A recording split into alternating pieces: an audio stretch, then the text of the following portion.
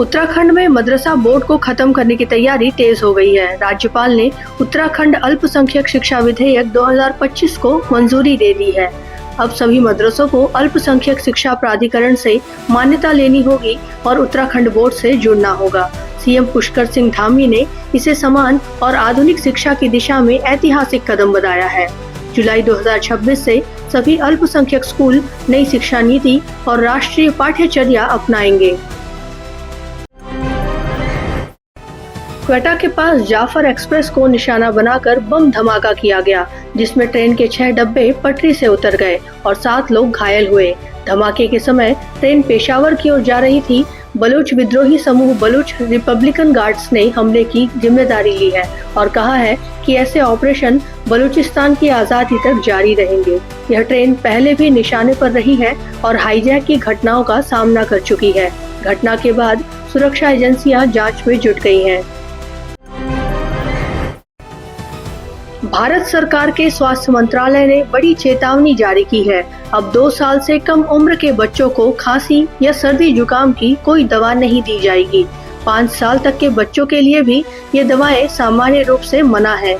छत्तीसगढ़ स्वास्थ्य विभाग ने सभी जिलों को आदेश दिए हैं कि इस गाइडलाइन का सख्ती से पालन हो। डॉक्टरों का कहना है, ज्यादातर बच्चों में खांसी जुकाम अपने आप ठीक हो जाता है, इसलिए बिना डॉक्टर की सलाह के कोई भी सिरप न दे।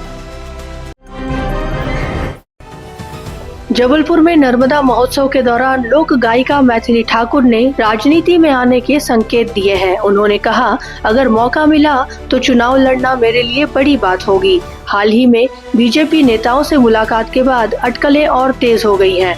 मैथिली का कहना है, राजनीति में आई तो लोगों की मदद ईमानदारी से करना चाहेंगी। अब सवाल यह है कि क्या संगीत की मधुर आवाज जल्द ही सियासत के मंच से गूंजेगी।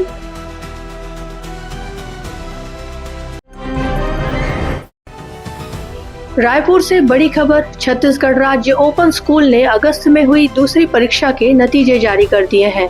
12वीं में 46.28% और 10वीं में 30.2% विद्यार्थी उत्तीर्ण हुए। 12वीं में 903 विद्यार्थियों ने प्रथम श्रेणी हासिल की, जबकि 10वीं में 749 छात्रों ने बाजी मारी। तीसरी परीक्षा नवंबर-दिसंबर में आयोजित की जाएगी, जिसके लिए फॉर्म भरने की प्रक्रिया जारी है।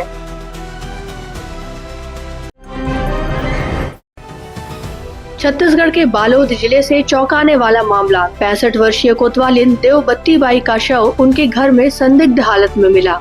घटना देवली थाना क्षेत्र के रानी तराई रोड की है। स्थानीय लोगों ने घर से बदबू आने पर पुलिस को सूचना दी। फॉरेंसिक टीम ने जांच शुरू कर दी है। शव 2 से 3 दिन पुराना बताया जा रहा है। पुलिस हर एंगल से मामले की जाँच कर रही है।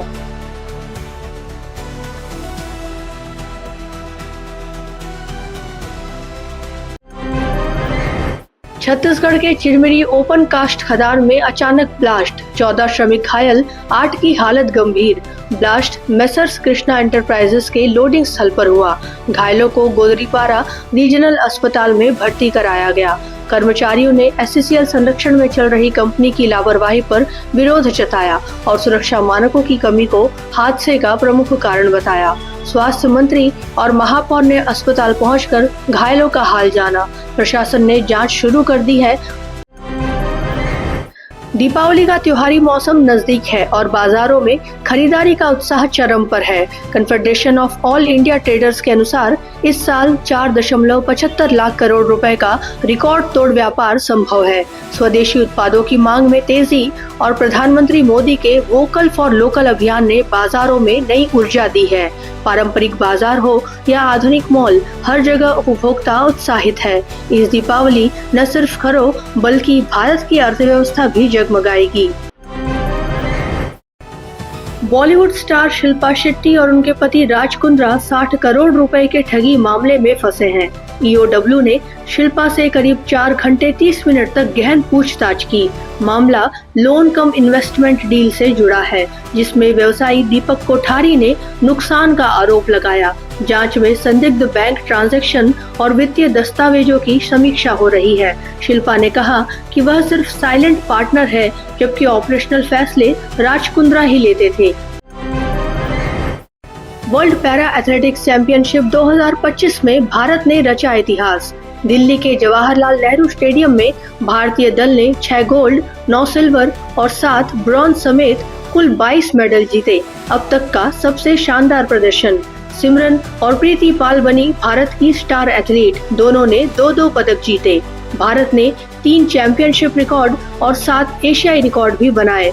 देश पहली बार आयोजित इस चैंपियनशिप में 10वें स्थान पर रहा।